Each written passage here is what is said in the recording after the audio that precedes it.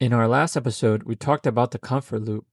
We talked about that undeniable pull that makes older gamers ignore massive 100-hour modern RPGs just to replay the exact same games we grew up with. But today, we need to talk about the dark side of that loop. I have a confession to make. I own the original PS1 version of Final Fantasy VII, but I also bought the modern digital ports on Nintendo Switch and on Steam and PlayStation Network too. Oh, and I also have the PS1 Classic version on the Vita and PSP. It's one of my favorite games of all time. But I bet you have a similar story. I bet you've bought dozens of digital retro games over the past 10 years and you watch them download and then never fire them up. What's going on here? Why do we do this? Well, it's not your fault entirely. It is a psychological reflection of exactly how we feel as aging gamers. We all remember that pure magical feeling of playing Chrono Trigger or Ocarina of Time for the very first time. And as we get older, we're constantly trying to recapture that exact feeling. So how do we do that as busy adults with little free time? We pull out our wallets. We buy the games over and over and over again. Welcome to the nostalgia tax.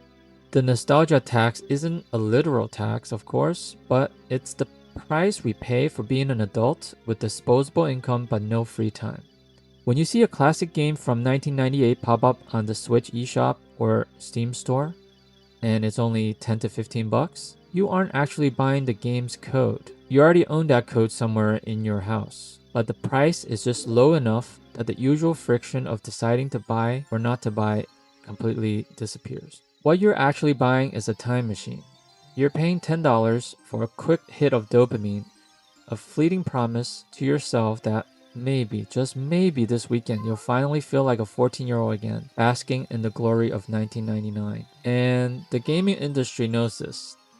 Publishers have absolutely weaponized our childhoods. They know our demographic doesn't have the energy to learn mechanics of a brand new, complex game.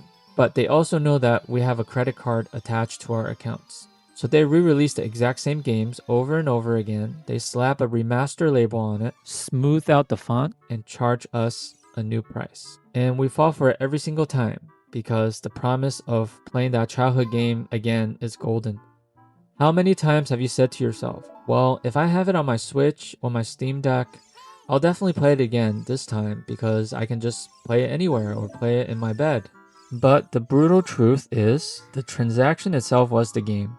The act of clicking purchase gave your adult brain the nostalgic satisfaction you were craving. Once the download bar hits 100%, the magic vanishes, and the reality of your adult responsibilities set back in. Think about what we've actually just accomplished here. In a previous episode, I talked about the trap of building massive physical retro collections that just gather dust. All we've done with these constant digital ports is replace physical hoarding with digital hoarding. We've built these immaculate 1TB SD cards filled with every single game that defined our youth. A literal museum of our best memories resting in the palm of our hands. And yet, scrolling through that massive list of games often just fills us with this weird sense of guilt. It becomes a constant glowing reminder of the time that we don't have. Now, don't get me wrong, I genuinely love these modern ports and the quality of life improvements they bring. I hope they keep coming. Being able to play Lunar, Suikoden, or the classic Final Fantasy games on a modern screen is amazing. But we need to take a step back, so we don't just turn our physical clutter into digital clutter. So, how do we stop paying the nostalgia tax? How do we break the cycle? It starts with honesty. We have to separate the dopamine of the purchase from the reality of our schedules. Next time you see that classic game on sale for the 4th time, pause for a second. Ask yourself, am I actually going to play this tonight? Or am I just trying to buy a memory? I'm giving you permission right now to stop rebuying your childhood. Forgive yourself for the digital backlog. You do not need to own Final Fantasy VII on 5 different screens just to prove that you love the game. Just pick one definitive way to play. Boot up the handheld or even the CRT on original hardware that you already own. Bypass the store page entirely and just hit start on something you already have. Your wallet and your peace of mind will thank you. I want to know I'm not the only one doing this. Let me know in the comments.